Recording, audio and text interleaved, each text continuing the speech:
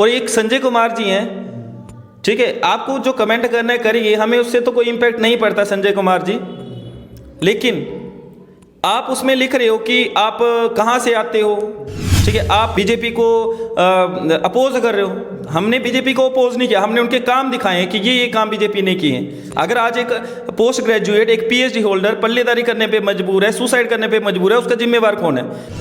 क्योंकि बहुत सारे लोग पढ़ना छोड़ रहे हैं। तो अगर पढ़े लिखे लोग पॉलिटिक्स में इंटर करते हैं तो इससे सोसाइटी का भला होगा, कबाड़ा नहीं होगा। और अगर इनको ये लगता है कि हमने पैसे खाए हुए हैं, तो अगर इनमें हिम्मत है तो कैमरे को फेस करिए, कैमरे पे आके विचार रखिए, मानेंगे हम आपको, अपनी हिम्मत है।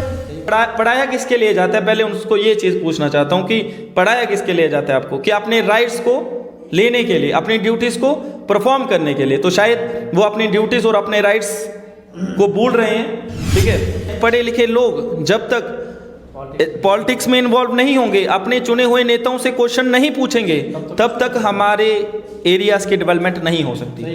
अभी तक कुछ लोगों को ये भी नहीं पता कि ये जो स्टेटहुड है इसका दर्जा क्यों लोग वापस ले रहे हैं। और जो बड़े बड़े चमचे हैं ना, वो बोलते हैं कि स्टेटहुड नहीं मिलनी चाहिए, है ना। तो स्टेटहुड हमें मिलनी चाहिए और जल्द से जल्द मिलनी चाहिए, क्योंकि ये हमारी डिग्निटी की बात है, हमारे कल्चर की बात है, ठीक है। ये तो गलत काम हो रहा है ना। 4-5 साल हो गए, देंगे, पता नहीं कब देंगे। आने वाली है 10 नवंबर, देखते हैं सुप्रीम कोर्ट का ऑर्डर मानते हैं कि नहीं मानते हैं ये। उसके बाद करते हैं इनकी भी बात, इसके ऊपर जनता तक वो चीज़ पहुंचाएंगे कि रियलिटी क्या है, रियलिटी चेक के द्वारा।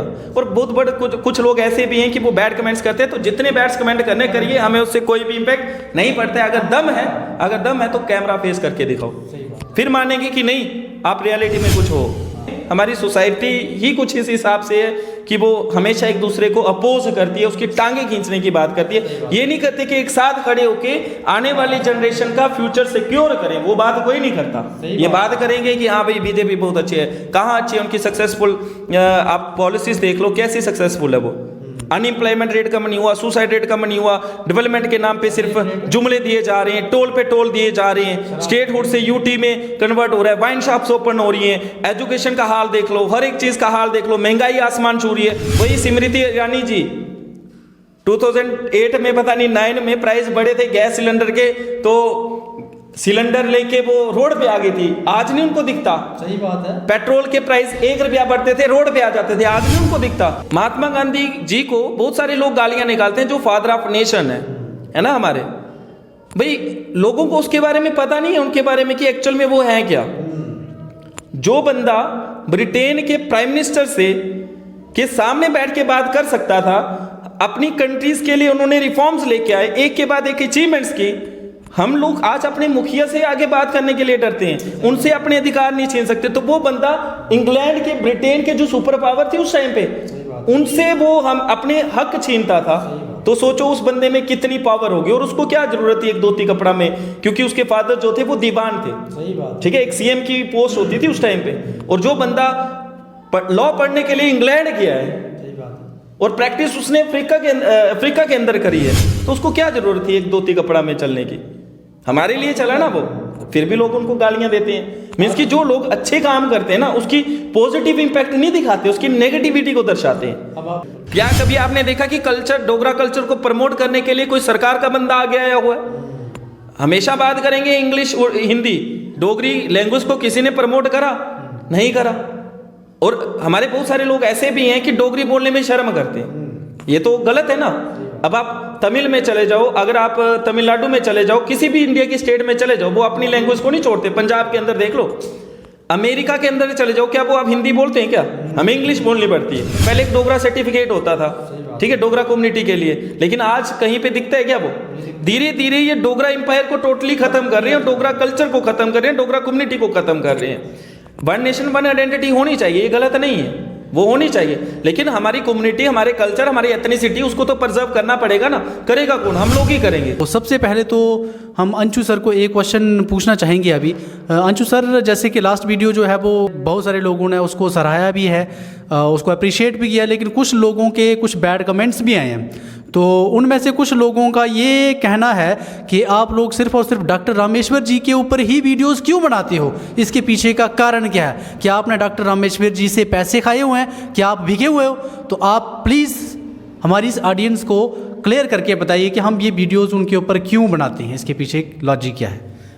देखिए कुलदीप जी, सबसे पहले मैं अपनी ऑडियंस को ये बताना चाहता हूँ कि डॉक्टर रामेश्वर जी और हमारा जो कनेक्शन है, ना तो वो हमसे मिले हैं ना हम उनसे मिले हैं। उनके काम को देख के हम उनके ऊपर वीडियो बनाते हैं। ठीक है, एक पढ़ा लिखा कैंडिडेट है, ये नहीं है कि सिर्फ पढ़े लिखे वही हैं, बहुत सारे पढ़े लिखे हैं। ठीक है, तो अगर रही बात नौकरी की, क्योंकि कुछ लोग बोलते हैं कि भाई डॉक्टर रामेश्वर आ गए अब तो नौकरियां ही देंगे आपको, जैसे हम उनकी बात करते हैं। तो पहले उनको क्लियर कर देता हूं कि कोई भी एमएलए के पास इतनी पावर नहीं होती कि जो हमें जॉब ऑफर करे, उसके लिए एजेंसीज बैठाई गई हैं। ठीक है, तो उनको ये चीज़ शायद मालूम नहीं है, लेकिन नौकरी के लिए आवाज़ हमारी कौन उठाएगा असेंबली में? हमारे चुने हुए जो हमारे विधायक हैं, हमारी आवाज़ तो वही उठाएंगे।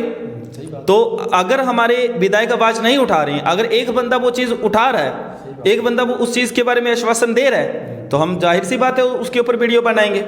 आप बोलते हो कि बीजेपी 2 साल रही है, किसने बोला 2 साल रही है? वो कम से कम 3 से 4 साल यहाँ पे JNK में रूल किया उसने, और इनडायरेक्टली वो 10 साल तक रूल कर रही है। गवर्नर उसी का है। आपको अगर लगता है कि आप क्या बोलते हैं उसको, हिस्टोरी के बारे में नॉलेज नहीं है, तो आप जाके पहले वो चीज़ पढ़िए, फिर हमसे बात करिए। और अगर इनको ये लगता है कि हमने पैसे खाए हुए हैं, तो अगर इनमें हिम्मत है तो कैमरे को फेस करिए, कैमरे पे आके विचार रखिए, मानेंगे हम आपको, आप में हिम्मत है।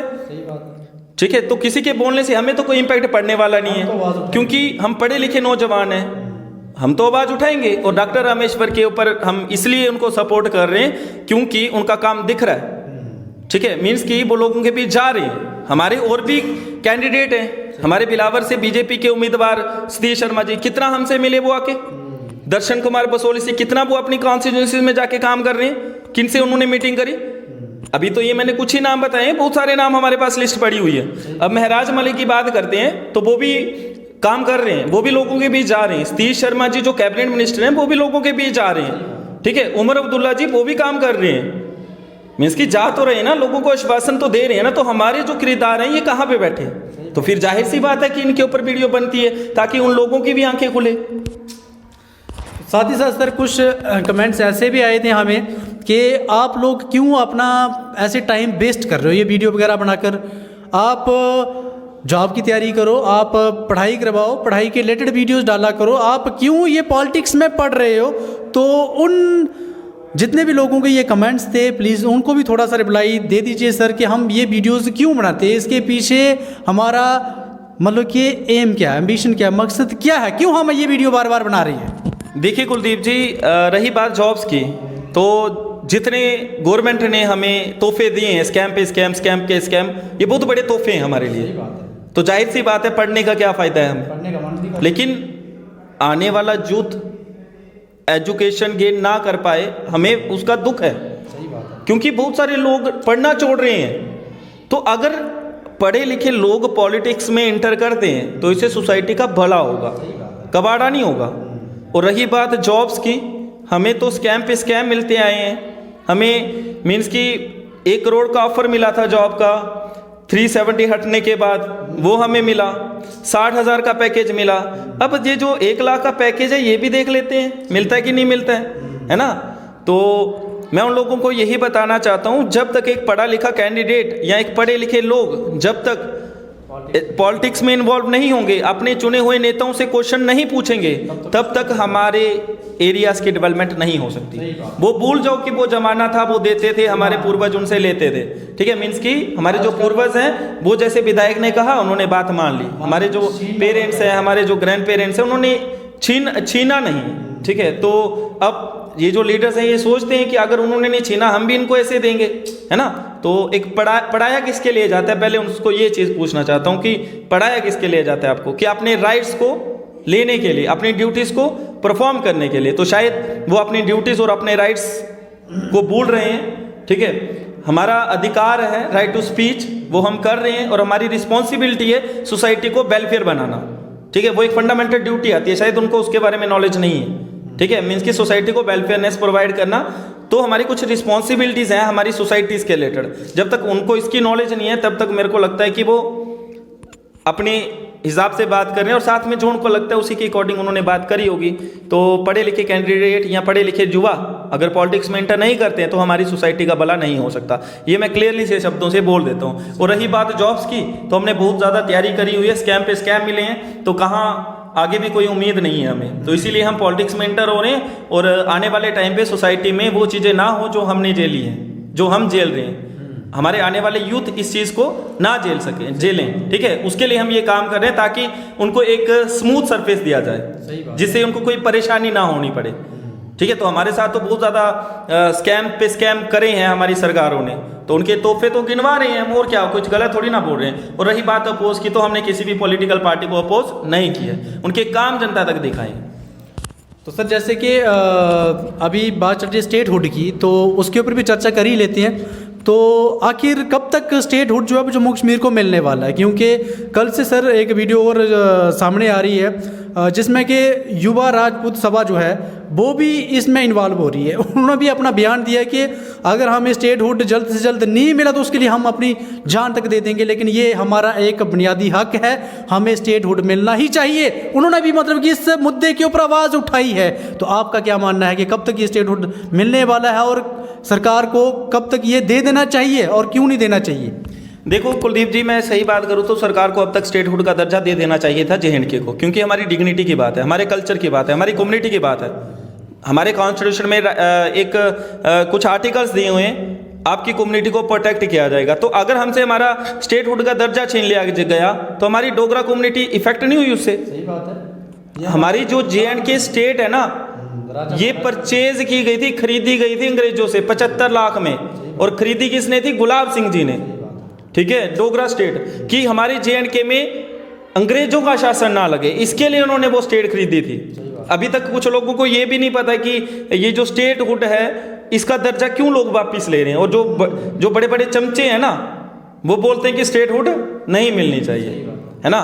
तो स्टेटहुड हमें मिलनी चाहिए, और जल्द से जल्द मिलनी चाहिए, क्योंकि ये हमारी डिग्निटी की बात है, हमारे कल्चर की बात है, ठीक है। और ये जो स्टेट है, मार्च 1846 में एक ट्रीटी साइन होती है ब्रिटिशर्स के साथ, और उस ट्रीटी में महाराजा गुलाब सिंह जी इन्वॉल्व थे, और उन्होंने ये जो स्टेट है वो परचेज की है गिलगिट बल्तिस्तान का एरिया जितना भी आता है, ठीक है। मीन्स कि लद्दाख, जम्मू कश्मीर, ये 3 डिवीजन थे।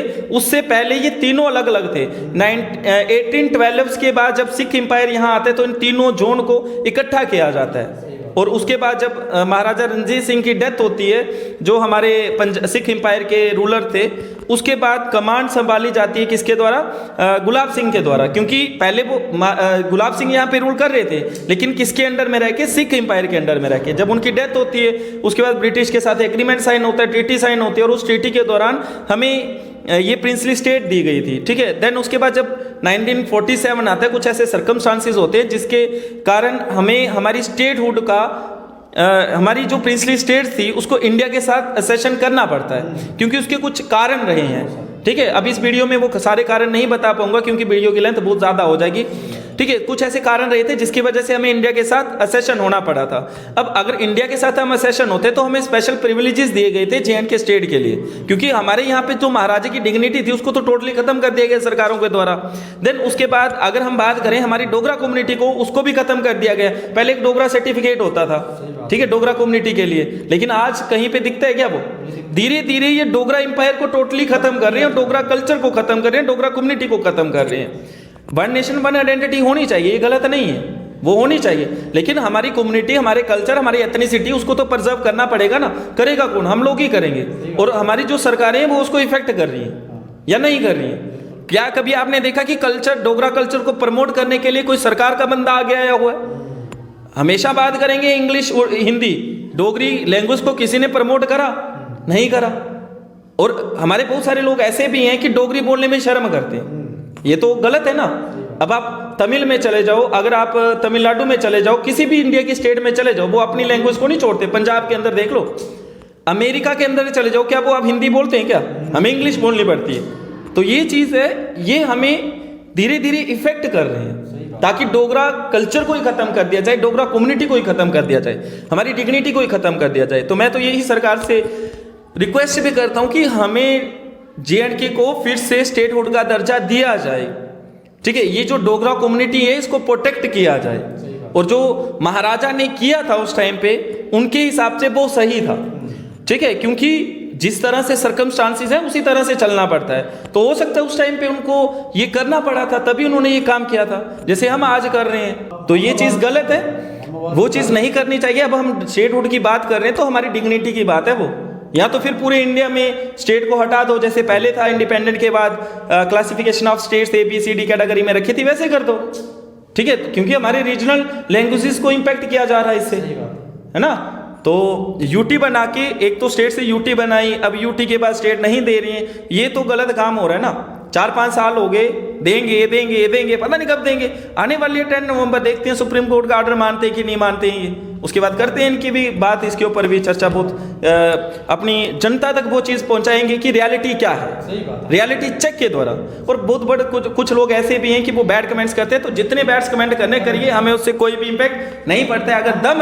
अगर दम है तो कैमरा फेस करके दिखाओ, फिर मानेंगे कि नहीं आप रियलिटी में कुछ हो, ठीक है। और अगर रही बात पैसे लेने की, तो हम किसी से कोई पैसे चार्ज नहीं करते, हमें जो लगता है अच्छा हम उसी के बारे में बताते हैं। हो सकता है कुछ लोगों को हमारे व्यूज़ समझ नहीं आते होंगे, वो बात रही अलग, लेकिन हम अपने बिहाफ पे जो काम कर रहे हैं हमें वो अच्छा लग रहा है, हमें अच्छा लगना चाहिए, ठीक है। दुनिया तो बाद में जैसे देखो एक इंसान जिंदा है सर, है ना, तो दुनिया उसको बहुत गालियाँ निकालती है, लेकिन जब वो मर जाता है बहुत अच्छा था वो। तो ये चीज़ है इधर भी, रियलिटी में, रियल लाइफ में जब वो बंदा सरवाइव कर रहा है, उसको किसी ने सपोर्ट नहीं करा, उसको उसकी मदद किसी ने नहीं करी, अगर आवाज़ उठा उसके साथ नहीं खड़े हैं, जब वो चला जाता है बाद में बहुत ज़्यादा उसकी चर्चाएं की जाती हैं। भगत सिंह जी के साथ भी ऐसा हुआ था, क्योंकि उन्होंने हमारे लिए जान कुर्बान कर दी थी, और उस टाइम पे लोग उनको विरोधी समझते थे, लेकिन आज, है ना, क्योंकि भाई भगत सिंह ने जो काम किया ना, वो किसी बंदे में दम नहीं है कि कर सके, ठीक है। तो चलो हमें तो आवाज़ उठानी है, वो तो उठाएंगे चाहे जो मर्जी हो जाए, जान तक भी कुर्बान कर देंगे अपने देश के लिए, इतने देश हित की बात कर रहे हैं। रही बात उन लोगों की, गद्दारों की, तो उनका तो हाल यही रहा है, क्योंकि हिस्टोरिकल अगर फैक्ट्स देखा जाए तो यही हाल रहा है, ठीक है। तो कोई नहीं चाहता कि हमारी सोसाइटी वेल डेवलप हो, सब अपना फ़ायदा देखते हैं, और अगर हमने आवाज़ उठाई है तो उसके लिए भी वो अपोज कर रहे हैं। तो हम तो आवाज़ ऐसे उठाएंगे, हर रोज़ एक नई वीडियो लेके आएंगे।